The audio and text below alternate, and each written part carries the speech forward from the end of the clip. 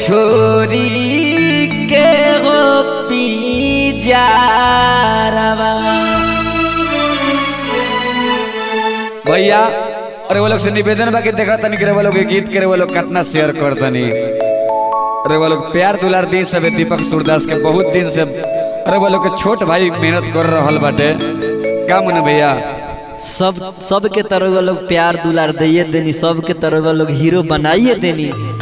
लेकिन ए दीपक सूरदास भाई खातिर कौन जिला से के वीडियो देखता आ के इनका के कमेंट में लिखता कि हाँ बबुआ तू अच्छा गावता रह, के सपोर्ट करता हमरा भाई के ए वीडियो के माध्यम से देखे के मिली।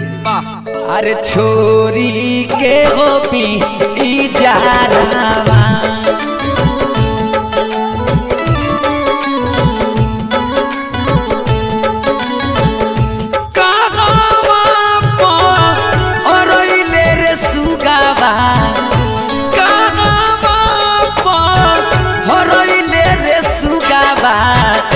छोरी के हो पी जा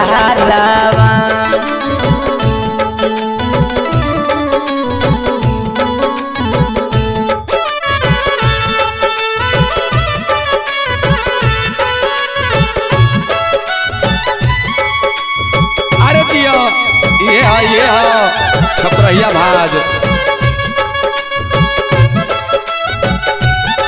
ए बुढ़ा भैया गाल राय महाराज।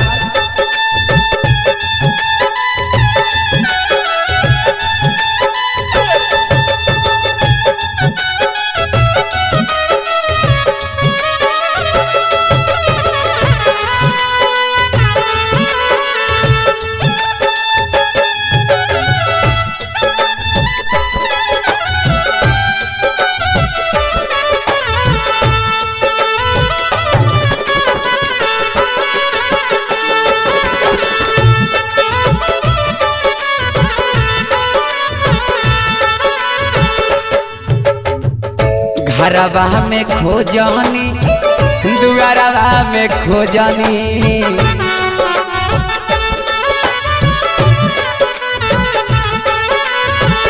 घरवा में खोजनी दुआरवा पर खोजनी।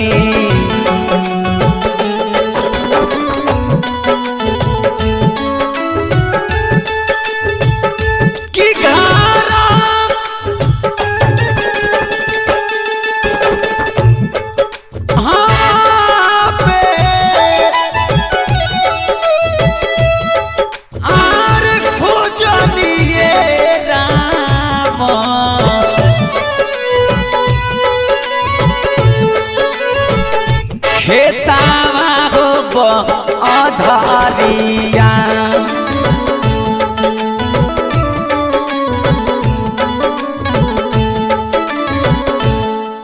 देखिए दीपक बाबू, गाने से नहीं होता है लेकिन पब्लिक को समझाना पड़ता है मेरे भाई। तो देखिए आप लोग जो निर्गुण का कार्यक्रम देख रहे हैं, अगर आप लोग बुकिंग करना चाह रहे हैं तो नंबर दिया गया है, नंबर नोट कर लीजिए। आप लोग मुझे सीधा फोन करिए। निर्गुण का स्पेशल कार्यक्रम हम लोग देते हैं। दीपक भाई मेरा निर्गुण का मास्टरमाइंड आदमी है और एक बाजा से हम प्रोग्राम दे रहे हैं। देखिएगा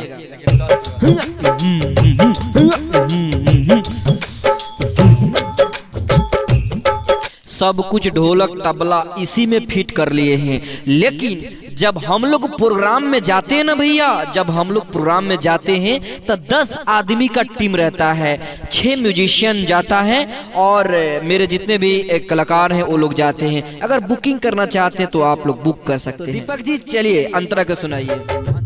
अरे खोजो तो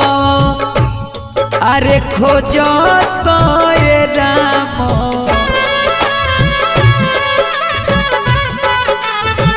हरे राम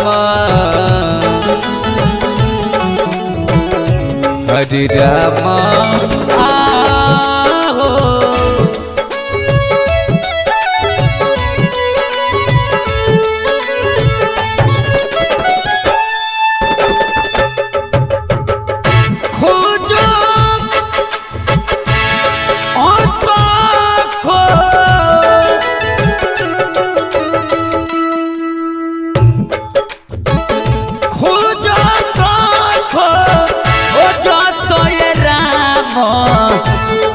पैया हो पीरइले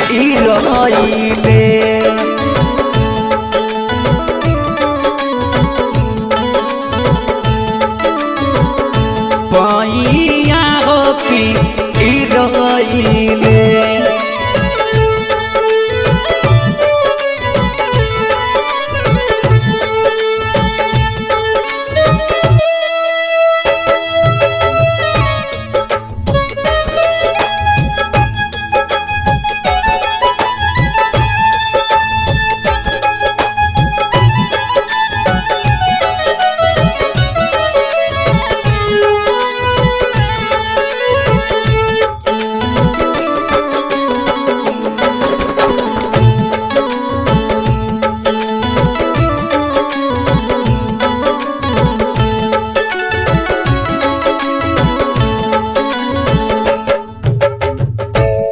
अरे गावेले अरे दीपक मुना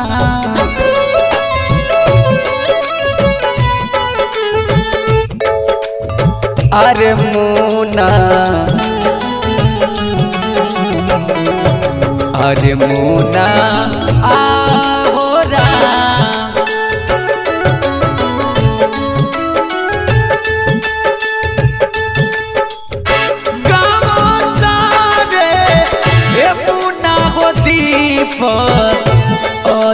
सनक अहनिया आई सनक अहनिया आई सनक अहनिया। मेरे भाई का निर्गुण आप सभी को अच्छा लगा हो तो ज्यादा से ज्यादा शेयर करिए। आप सभी को पैर पकड़ रहे हैं क्योंकि इनको चमका देने का, इनको नाम रोशन कर देने का मैंने वादा लिया है। तो आप सब देखते हैं कि आप लोग इनको भाई को कितना दुलार प्यार दे रहे हैं और इनका साटा कितना बुकिंग कर रहे हैं। तो चलिए नेक्स्ट वीडियो में मिलते हैं, तब तक के लिए good take care, bye bye, जय हिंद, जय भारत।